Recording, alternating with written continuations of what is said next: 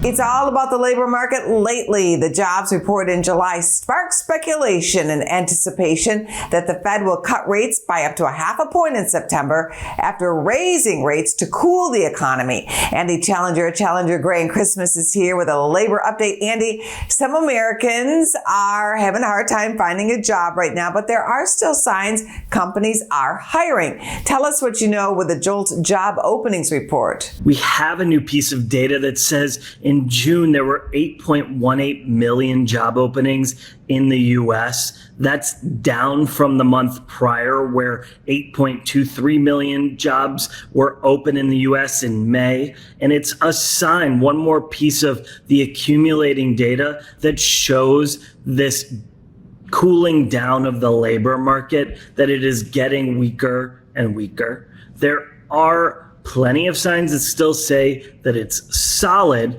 It's just not at those highs we saw and got accustomed to in 21 and 22. There's a surge in CEO turnovers. What's going on? In June, we saw 234 CEOs leave their jobs.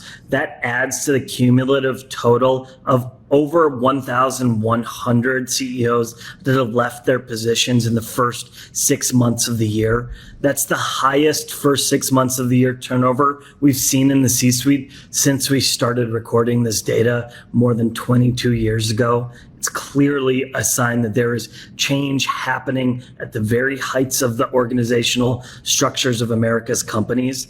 What's happening with female CEOs leaving jobs? We've tracked a slight decrease in the percentage of new CEOs that are women as compared to last year. That's a little concerning. We also tracked a slight increase in the percentage of CEOs that are leaving an organization, which are women. Also a little concerning.